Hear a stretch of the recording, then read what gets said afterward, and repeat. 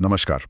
आज की इस चर्चा में आपका स्वागत है। हमारे पास आज विश्लेषण के लिए एक खास काल्पनिक कहानी का अंश है। शीर्षक है भाभी और देवर की प्रेम कहानी, एक गहरा बंधन। ये कहानी हमें राधिका यानी भाभी और रवि जो देवर है उनके बीच पनपते एक, कह सकते हैं, जटिल और धीरे धीरे गहरे होते रिश्ते की दुनिया में ले जाती है। हमारे पास स्रोत के तौर पर यही एक कहानी है, पूरी तरह से काल्पनिक है और फोकस इन्हीं दो किरदारों पर है, राधिका और रवि। कहानी में यह है कि राधिका का पति अजय वो बिजनेस के सिलसिले में अक्सर बाहर रहता है, तो घर पर ज्यादातर राधिका और रवि ही होते हैं। और ये कहानी जो एक छोटे से गांव में सेट है, ये दिखाती है कि कैसे इन दोनों के बीच का जो एक शुरुआती स्नेह और सम्मान का भाव था, वो धीरे धीरे एक गहरे इमोशनल जुड़ाव में और फिर काफी स्पष्ट शारीरिक अंतरंगता में बदल जाता है। तो आज हमारा मकसद है कि इस कहानी के अलग अलग पहलुओं को समझें, देखें कि कहानीकार ने ये रिश्ता कैसे शुरू करवाया, ये नज़दीकी, ये अंतरंगता कैसे बढ़ी और ख़ास तौर पर स्पर्श को, टच को कैसे दर्शाया गया है। बिल्कुल। और ये देखना काफी दिलचस्प होगा कि कहानीकार ने ये जो रिश्ता है, जो काफी संवेदनशील माना जाता है, उसे भारतीय सामाजिक और सांस्कृतिक माहौल में कैसे दिखाया है। हमारा ध्यान इस बात पर ज्यादा रहेगा कि स्पर्श के जरिए, मतलब टच के छोटे छोटे डिटेल्स के जरिए, उनके बदलते रिश्ते, उनकी बढ़ती इच्छा और वो जो भावनात्मक गहराई है, उसे कैसे व्यक्त किया गया है। ये सिर्फ एक प्रेम कहानी का विश्लेषण नहीं है, बल्कि ये समझने की कोशिश है कि लेखक जो है वो अंतरंगता और ऐसे रिश्ते जिन्हें समाज शायद वर्जित मानता है, उनको दिखाने के लिए क्या तरीके अपनाता है। चलिए, तो फिर कहानी के पहले हिस्से से शुरू करते हैं। शुरुआत में जैसा आपने कहा, राधिका और रवि के बीच एक पारंपरिक रिश्ता दिखता है। सम्मान है, भाभी देवर वाला मजाक भी होगा शायद। रवि मदद भी करता है घर के कामों में। लेकिन अजय का लगातार बाहर रहना वो एक खालीपन तो पैदा करता ही होगा, है ना? क्या लगता है यही खालीपन वो शुरुआती वजह बनता है इस बदलाव की, या कहानी कुछ और बताती है? ये अहम सवाल है। कहानी अजय की गैर मौजूदगी को एक फैक्टर की तरह पेश करती है, बिल्कुल। इससे राधिका का अकेलापन और शायद एक इमोशनल सपोर्ट की जो ज़रूरत है, वो सामने आती है। लेकिन जो पहला, जिसे कहते हैं टर्निंग पॉइंट, वो रसोई में आता है, जब रवि पानी पीने के बहाने आता है और कहानी कहती है कि उसका हाथ अनजाने में राधिका के हाथ से छू जाता है। अब ये अनजाना कितना था, ये सोचने वाली बात है। कहानीकार हमें यहाँ थोड़ा स्पेस देता है सोचने के लिए। पर ज़रूरी ये है कि इस टच का असर क्या होता है। असर तुरंत होता है और काफी तेज। राधिका का शर्माना, उसके गाल लाल हो जाना, रवि की सांसों का तेज होना, ये सिर्फ फिजिकल रिएक्शन नहीं है। ये उनके बीच की जो एक अदृश्य दीवार थी ना, उसमें पहली दरार जैसा है। इससे पता चलता है कि शायद सतह के नीचे कुछ तो पहले से पक रहा था, जो इस एक स्पर्श से अचानक बाहर आ गया। अच्छा, तो ये अनजाना स्पर्श एक तरह से आइस ब्रेकर का काम कर गया, और इसके फौरन बाद कहानी में जानबूझकर किए गए इशारे आने लगते हैं। जैसे राधिका का चाय देते वक्त साड़ी का पल्लू थोड़ा सरकाना, या रवि का अपनी शर्ट के बटन खोलना, अपनी मसल्स दिखाना। ये तो काफी खुले संकेत लगते हैं ना? ये सिर्फ आकर्षण है या फिर वो एक दूसरे की हदें देख रहे हैं? मेरे ख्याल से ये दोनों हैं। ये एक तरह का साइलेंट डांस है, एक दूसरे के रिएक्शंस को समझने का तरीका। वो देख रहे हैं कि दूसरा कहाँ तक कंफर्टेबल है। ये सिर्फ फिजिकल अट्रैक्शन का दिखावा नहीं है, बल्कि इसमें एक तरह का पावर प्ले भी है शायद। कौन पहला कदम लेता है, दूसरा कैसे रिएक्ट करता है। फिर वो चाय देते वक्त की बातचीत, रवि का राधिका के हाथ की कोमलता पर कमेंट करना, और फिर उनका काफी देर तक एक दूसरे का हाथ पकड़े रहना। यहाँ अनजाने वाली बात तो बिल्कुल खत्म हो जाती है।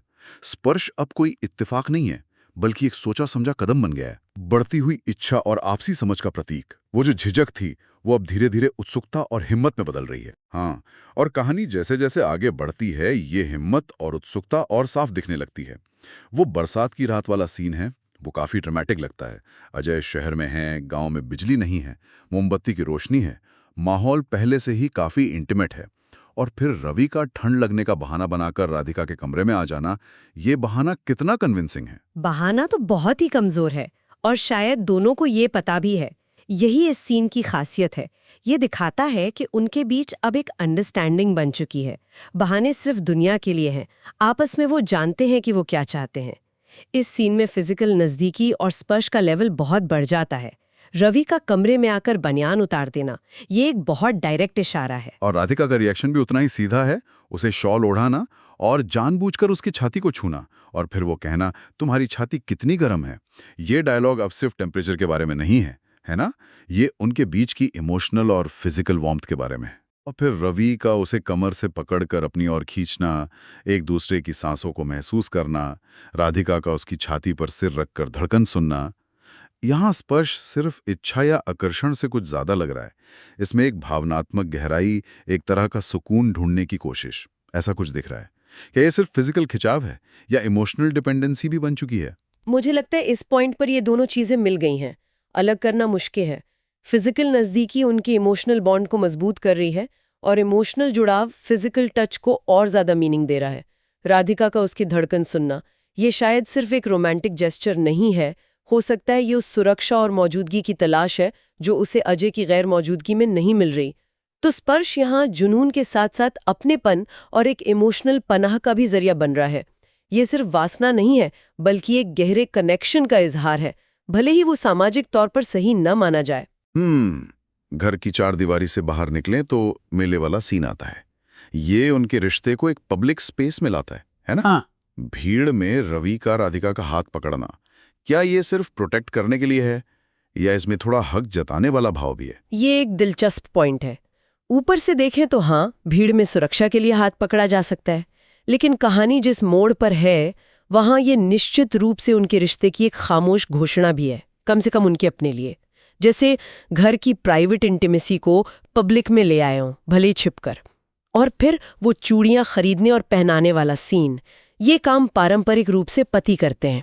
रवि का चूड़ियां पहनाते वक्त राधिका की कलाई और उंगलियों को धीरे से छूना, ये बहुत ही इंटीमेट एक्ट है। और राधिका का शर्माते हुए कहना, रवि तुम्हारा स्पर्श कितना अच्छा लगता है। ये शायद पहली बार है जब वो खुलकर स्पर्श के असर को मान रही है। ये कितना महत्वपूर्ण मोड़ है। ये बहुत महत्वपूर्ण है। अब तक स्पर्श और उसके रिएक्शंस ज्यादातर अनकहे थे, इशारों में थे या बॉडी लैंग्वेज में। राधिका का ये वाक्य उनके रिश्ते में एक नए लेवल की क्लैरिटी और एक्सेप्टेंस लाता है। वो सिर्फ महसूस नहीं करें बल्कि उसे सराहा रही है और बता भी रही है। इसके बाद तालाब के किनारे चांदनी रात का सीन आता है।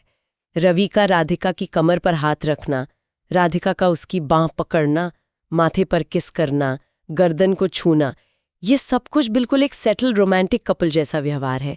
वो बाहरी दुनिया से जैसे पूरी तरह कट चुके हैं, अपनी एक अलग दुनिया में। और फिर रवि का वो डायलॉग, भाभी ये तो बस शुरुआत है। ये भविष्य की तरफ एक बहुत साफ इशारा है। कहानी यहां से किस तरफ जाती है, इंटीमेसी का लेवल और कितना बढ़ता है। ये डायलॉग असल में कहानी में इंटीमेसी के एक नए और शायद ज्यादा इंटेंस चैप्टर की शुरुआत करता है। इसके बाद स्पर्श और फिजिकल नज़दीकी उनके रिश्ते का बिल्कुल सेंट्रल पॉइंट बन जाती है। रसोई में काम करते समय रवि का पीछे से आकर राधिका को पकड़ लेना, उसके कान में कुछ फुसफुसाना और राधिका का पलटकर उसकी छाती को छूना, ये दिखाता है कि अब उनके बीच कोई झिझक या पर्दा बाकी नहीं रहा है। वो एक दूसरे की फिजिकल प्रेजेंस के साथ पूरी तरह से सहज हो चुके हैं। कहानी में रात के समय बिस्तर पर बैठकर उनके बीच जो स्पर्श होता है उसका भी काफी डिटेल वर्णन है। रवि का शर्ट उतारना, राधिका का पल्लू सरकाना और फिर एक दूसरे के शरीर के अलग अलग हिस्सों को छूना, कमर, पीठ, छाती, जांघें।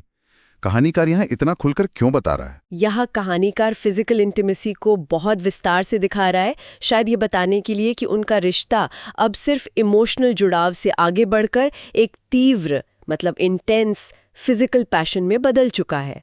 शरीर के अंगों का ये साफ साफ जिक्र, कमर, पीठ, छाती, मसल्स, कंधा, जांघ, उनकी बढ़ती हुई बेबाकी और एक दूसरे के शरीर को एक्सप्लोर करने की जो तीव्र इच्छा है, उसे दिखाता है। स्पर्श अब सिर्फ स्नेह या आराम का मीडियम नहीं है, ये साफ तौर पर एक कामुक खोज और आनंद का जरिया बन गया है। उनकी सांसों का तेज होना, जैसा कहानी में बताया गया है, वो उनके बीच की फिजिकल एक्साइटमेंट को बिना किसी लाग लपेट के सामने रखता है। ये उनके रिश्ते का एक जरूरी पहलू है जिसे कहानीकार शायद छुपाना नहीं चाहता। और फिर वो सीन आता है जब अजय घर पर है और सो रहा है और रवि चुपके से राधिका के कमरे में आ जाता है। ये तो मतलब सीधे सीधे खतरे को दावत देना हुआ। इस छुपी हुई मुलाकात का क्या महत्व है? ये सीन उनके रिश्ते में खतरे, रोमांच और समाजी नियमों को तोड़ने वाले एलिमेंट को बिल्कुल पीक पर ले जाता है। अजय की मौजूदगी में ये सीक्रेट मुलाकात उनके बॉन्ड की इंटेंसिटी को दिखाती है। वो अब पकड़े जाने के डर से भी आगे निकल चुके हैं। बिस्तर पर लेटकर उनका धीरे धीरे एक दूसरे को छूना, कमर, पीठ, पेट, गर्दन पर किस करना, ये सब उस छुपे हुए मिलन के थ्रिल और रिस्क को दिखाता है। स्पर्श यहाँ सिर्फ इंटीमेसी का सिंबल नहीं है, बल्कि जो स्थापित सामाजिक व्यवस्था है उसके खिलाफ एक विद्रोह, एक रिबेलियन का एक्ट भी बन गया है। ये दिखाता है कि वो अपने रिश्ते के लिए कितना बड़ा खतरा उठाने को तैयार हैं, और उनका एक दूसरे के लिए जो कमिटमेंट है वो सामाजिक और पारिवारिक बंधनों से ऊपर हो चुका है। तो ये बढ़ती हुई इंटीमेसी और बढ़ता हुआ खतरा आखिरकार कहानी को उसके क्लाइमैक्स पर ले आता है। जब अजय राधिका पर हाथ उठाता है तब क्या होता है? वो जो हिंसा का एक्ट है वो एक ट्रिगर बन जाता है। रवि, जो शायद अब तक अपनी फीलिंग्स और एक्शंस के सामाजिक नतीजों को लेकर कुछ दुविधा में था, वो इस घटना के बाद एकदम क्लियर फैसला लेता है। वो बीच में पड़ता है, राधिका को बचाता है और उसे अपने साथ चलने को कहता है। भाभी, अब बस मेरे साथ चलो। ये पर उनके रिश्ते के नेचर को पूरी तरह बदल देता है।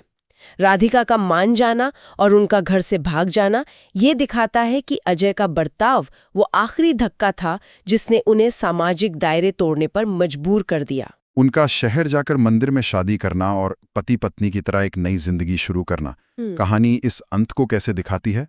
क्या इसे एक समाधान, एक सोल्यूशन की तरह देखा जाता है? कहानी के अपने लॉजिक के हिसाब से देखें तो ये एक सोल्यूशन है।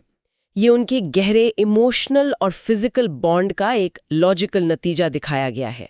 मंदिर में शादी करना, भले ही वो समाज के बनाए दायरे से बाहर हो, उनके रिश्ते को उनकी अपनी नज़र में और शायद कहानीकार की नज़र में भी एक लेजिटिमेसी, एक वैधता देता है।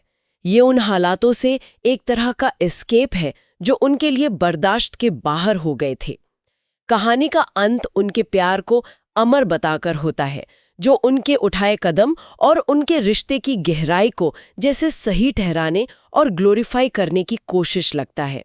ये दिखाता है कि कहानी व्यक्तिगत प्यार और खुशी को सामाजिक नियमों और पारिवारिक उम्मीदों से ऊपर रखती है।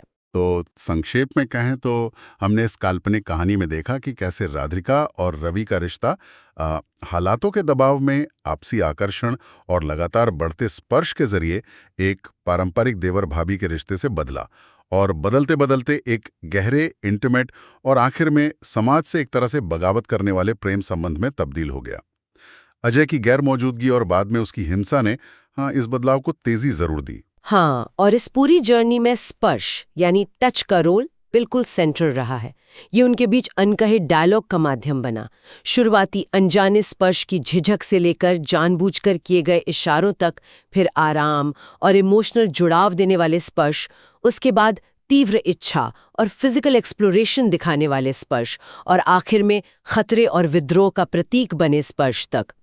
कहानी ये दिखाती है कि कैसे फिजिकल नज़दीकी, जब वो आपसी सहमति और गहरे इमोशनल जुड़ाव पर आधारित हो, जैसा इन किरदारों के बीच दिखाया गया है, तो वो इमोशनल बॉन्ड को बहुत ज़्यादा मजबूत कर सकती है और लोगों को सामाजिक वर्जनाओं को तोड़ने के लिए भी प्रेरित कर सकती है। ये कहानी निश्चित रूप से ये दिखाती है कि कैसे दो लोग सामाजिक दबावों और उम्मीदों के बीच फंसे होने पर भी अपने आपसी गहरे रिश्ते और शायद अपनी खुशी की तलाश में एक अलग, भली कंट्रोवर्शियल रास्ता चुनते हैं, जैसा इस कहानी में दिखाया गया है। और यहीं पर ये कहानी हमें एक सोचने वाले पॉइंट पे छोड़ जाती है। ये एक अपरंपरागत, सामाजिक रूप से टैबू माने जाने वाले रिश्ते को भागकर शादी करने जैसे एक निर्णायक, लगभग आइडियलिस्टिक अंत पर खत्म करती है। ये हमें सोचने पर मजबूर करता है। इस खास काल्पनिक कहानी के संदर्भ में सामाजिक नियमों से बाहर जाकर समाधान ढूंढने का ये जो चित्रण है, ये क्या दिखाता है? क्या ये व्यक्तिगत खुशी और इमोशनल फुलफिलमेंट को सामाजिक उम्मीदों और जटिल स्ट्रक्चर से ऊपर रखने का एक रोमांटिक, शायद थोड़ा पलायनवादी नजरिया पेश करता है, जैसा कि राधिका और रवि के आखिरी फैसले से लगता है? ये कहानी हमें इस सवाल के साथ छोड़ जाती है कि क्या ऐसे रिश्ते का यही एकमात्र या स्वीकार्य अंत हो सकता है, कम से कम इस कहानी के यूनिवर्स में? ये व्यक्तिगत इच्छा और सामाजिक हकीकत के बीच का जो हमेशा चलने वाला तनाव है, उस पर एक दिलचस्प कमेंट्री है।